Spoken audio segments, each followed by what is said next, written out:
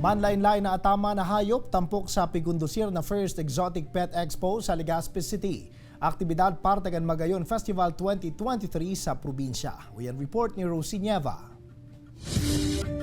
Kakaibang aktibidad ang nahilingkan mga tao sa Sarong Mall sa siyudad ng Legazpi.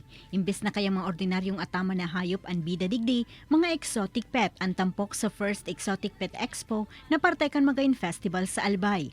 Ang mga hayop kaya na mahihiling digdi, daihunaon kan publiko na pwede pala na atamanon. Iguanin mga phyton, manlain-lain na klase nin reptile, gamgam, sugar glider at silibapa. Kaya ang mga tao sinamantala ang pagkakataon na magkaigwanin interaction sa nasambitan ng mga exotic pets. Parang interesting siya, tapos nami-misunderstood na nakakatakot, ganon-ganon. Pero naman sila, kalmado naman. Kasi para mga naman sila, mabait naman eh.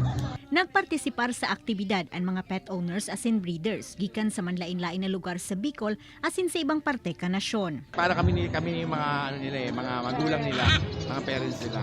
Kaya maamo sila.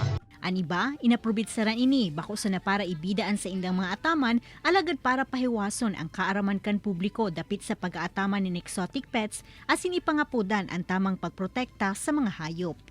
Dapat sir galing ang exotic pets nyo galing sa farm permitters talaga para hindi kayo nagkakaroon ng problema sa with regards to legality. Imagine kung mawawala po yung mga local species po natin, mga monitor lizards, mga cobras and reticulated python, wala po magkocontrol po ng population ng pests. Sa paagi ka nasambitan ng aktibidad, naglalaom ang mga pet owners asin breeders na mas maapresyar pa kan publiko ang importansya kan manlain-lain na klase nin hayop.